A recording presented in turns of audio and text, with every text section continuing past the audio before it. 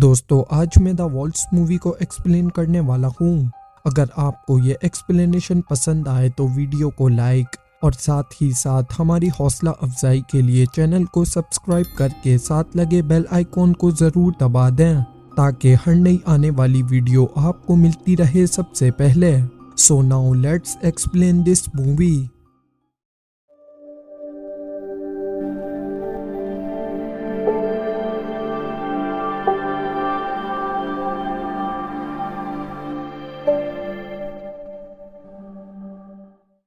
तो मूवी की शुरुआत में हम रिचर्ड नाम के एक लड़के को देखते हैं जो अपनी टीम के साथ फुटबॉल खेल रहा होता है। अब उसी वक्त अपोजिट टीम का एक मेंबर उस पर अटैक करके उसे गिरा देता है, जिससे वो बहुत गुस्से हो जाता है और उसे बहुत ही बुरी तरीके से मारने लगता है, जिससे वहां पर मौजूद सारे लोग डर जाते हैं। फिर हम अगले सीन में रिचर्ड और उसकी गर्लफ्रेंड को देखते हैं जो साथ होते हैं। अब इस दौरान वो मैकआउट करने की कोशिश करते हैं तो रिचर्ड खुद पर कंट्रोल न होने की वजह से एक वियरवुल्फ में बदल जाता है और लीजा को नुकसान पहुंचाने की कोशिश करता है। हालांकि वो ऐसा नहीं करना चाहता था, जिससे वो बहुत ज्यादा डर जाती है और वहां से भाग जाती है। अब जब अगली सुबह रिचर्ड की नींद खुलती है तो वो खुद को पूरी तरह से खून में भीगा हुआ पाता है और वो देखता है कि उसने अपने मॉम और डैड को बहुत ही बुरी तरीके से मार दिया है, जिससे वो बहुत दुखी होता है और इमोशनल होने की वजह से फिर से एक वियरवुल्फ में बदल जाता है और अब वो अपने इमोशन पर काबू नहीं रख पाता।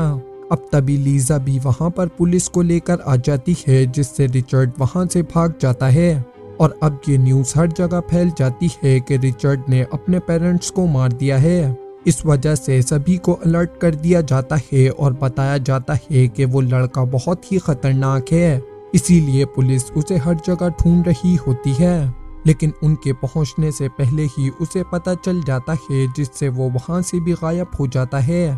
फिर हमें पता चलता है कि जब चांद की रात होती है तब वो खुद पर पूरी तरह से कंट्रोल खो देता है और उसे एक वियरवुल्फ बनना ही पड़ता है। अब इसी दौरान रिचर्ड को पता चलता है कि उसके पेरेंट्स ने उसे गोद लिया था।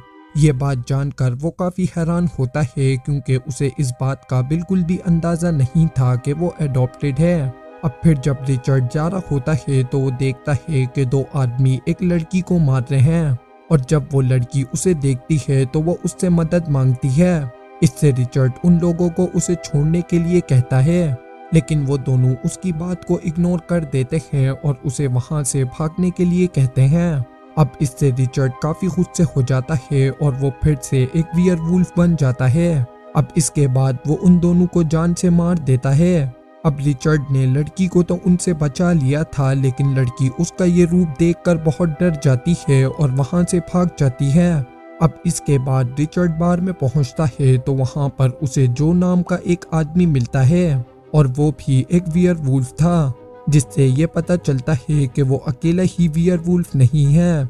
और क्योंकि वो खुद पर बिल्कुल भी कंट्रोल नहीं कर पाता, इसीलिए वो जो से इस बारे में पूछता है। इस पर जो उससे कहता है कि क्या तुम्हारे पेरेंट्स ने तुम्हें ये सिखाया नहीं, जिस पर वो बताता है कि मैं अडॉप्टेड हूँ और कभी भी अपने असली पेरेंट्स से नहीं मिला।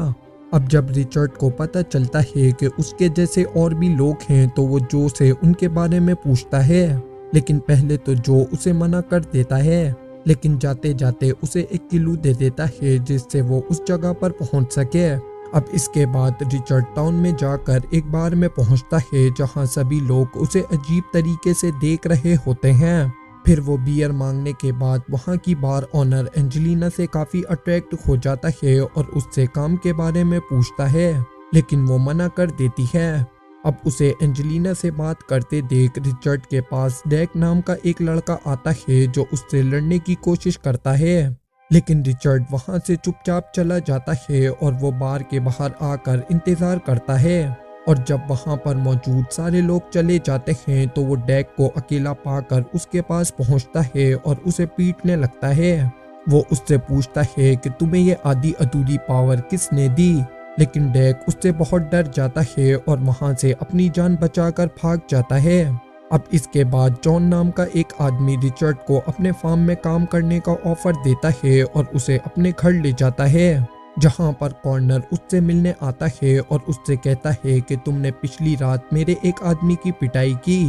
तभी जॉन उनके बीच आ जाता है और कॉर्नर को समझाता है कि ये मेरा नेफ्यू है और बार में तुम्हारे ही आदमियों की गलती थी। अब इसके बाद कॉर्नर वहां से चला जाता है। फिर अगली सुबह जब रिचर्ड उठता है तो उसे एक भेड़िए की लाश मिलती है जिसे बुरी तरीके से खा लिया था। जॉन उसे बताता है कि ये कुछ वॉल्व्स का काम है जो ऐसे ही जानवरों का शिकार करते हैं। अब फिर जब वो शाम को बार में जा रहा होता है तो उसे कार्टर मिलता है जो उसे बताता है कि मैं तुम्हारा दूसरा कजन हूँ। फिर वो उसे कॉर्नर से दूर रहने के लिए कहता है, लेकिन जब उसकी नज़र दूर खड़े कॉर्नर पर पड़ती है जो उन्हें ही देख रहा होता है तो कार्टर वहां से भाग जाता है। अब इसके बाद हम देखते हैं कि कार्टर को कॉर्नर और उसके आदमियों ने पकड़ लिया है और वो उससे रिचर्ड के बारे में पूछते हैं कि तुमने रिचर्ड को क्या क्या बताया। अब इस पर वो कहता है कि मैंने उसे टाउन से जाने के लिए और एंजेलिना से दूर रहने के लिए कहा। इस पर कॉर्नर कहता है कि तुमने उसे मेरे बारे में बताया क्योंकि मैंने तुम्हें अपना नाम लेते हुए सुना है। अब ये बात सुनकर वो बहुत ज़्यादा डर जाता है और कसम खाता है कि मैंने उसे कुछ भी नहीं बताया। लेकिन कॉर्नर उसका बिल्कुल भी भरोसा नहीं करता और वो उससे वहाँ से भागने के लिए कहता है, लेकिन कहता है कि अगर तुम बच गए तो ठीक है वरना हम तुम्हारा शिकार करेंगे। अब इसके बाद वहाँ पर मौजूद उसके सारे आदमी कार्टर का पीछा करते हैं और कॉर्नर भी उसके पीछे जाता है। अब इसी दौरान वहां पर जा रहे रिचर्ड को कार्टर की आवाज सुनाई देती है तो वो जंगलों की तरफ आता है जहां उसे एंजेलिना मिलती है जो उसे बताती है कि कॉर्नर और उसके आदमी किसी का शिकार कर रहे हैं। फिर जब वो दोनों वहां जाकर चेक करते हैं तो देखते हैं कि वो लोग कार्टर की बॉडी को नोच नोच कर खा रहे होते हैं, जिसे देखकर रिचर्ड काफी दुखी होता है। फिर जब रिचर्ड एंजेलिना के साथ घर पहुंचता है तो देखता है कि टीवी पर उसी की न्यूज़ चल रही है और उसके पहुंचते ही जॉन की वाइफ क्लेरा उसे गले लगाकर सॉरी बोलती है, जिससे रिचर्ड काफ़ी हैरान होता है। अब जॉन यहाँ उसे बताता है कि तुम्हारी माँ लुसिंडा मेरी बहन की लड़की थी और वो एक प्योर ब्लड थी जिसे देखकर कॉर्नर को प्यार हो गया। लेकिन जब लुसिंडा इसके लिए नहीं मानी तो उसने ज़बरदस्ती उसका रेप कर दिया और तुम उसी कॉर्नर के बेटे हो। अब ये बात सुनकर रिचर्ड बहुत गुस्से हो जाता है। अब इसके बाद जॉन उसे बताता है कि तुम्हारे नाना ने लुसिंडा के मरने की अफवाह फैला दी और उसे एक कमरे में छुपा दिया जिससे कॉर्नर उसका पता ना लगा सके, और जब तुम पैदा हुए तो मैंने उसे कन्विंस करके तुम्हें गोद दिलवा दिया जिससे तुम्हारी माँ ने उसी महीने सुसाइड कर लिया। लुसिंडा के मरने के बाद कॉर्नर और भी ज्यादा खतरनाक हो गया और उसने लोगों को काट काट कर वुल्फ में बदल दिया और अपनी एक टीम बना ली जिनके साथ वो लोगों का शिकार करता है।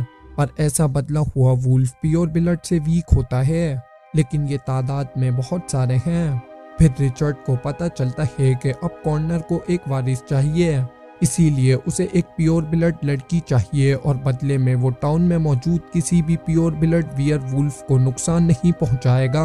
अब पूरे टाउन में एंजेलिना ही अकेली ऐसी लड़की है जो खुद भी इसके लिए तैयार है, क्योंकि वो नहीं चाहती कि टाउन में रहने वाला कोई भी मारा जाए।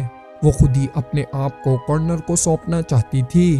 अब वो रिचर्ड को भी समझाने की कोशिश करती है, लेकिन उसे ये बात बिल्कुल भी पसंद नहीं आती और वो बताता है कि मैंने अपने पेरेंट्स को मार दिया और हम एक जानवर की तरह हैं। अब इस पर एंजेलिना उसे बताती है कि एक रात मेरे फादर ड्रिंक करके आए और वो बहुत ही ज़्यादा गुस्से में थे जिस वजह से उन्होंने मेरी माँ को मार दिया। लेकिन जब वो सुबह उठे तो उन्हें इस बारे में पता चला, जिससे उन्होंने भी अपना गला काट कर सुसाइड कर लिया। जिसके बाद रिचर्ड पूछता है कि ये कोई पावर है या किसी तरह का जादू। इस पर वो बताती है कि अगर हम इस पर कंट्रोल कर लें तो ये एक ब्लेसिंग की तरह है।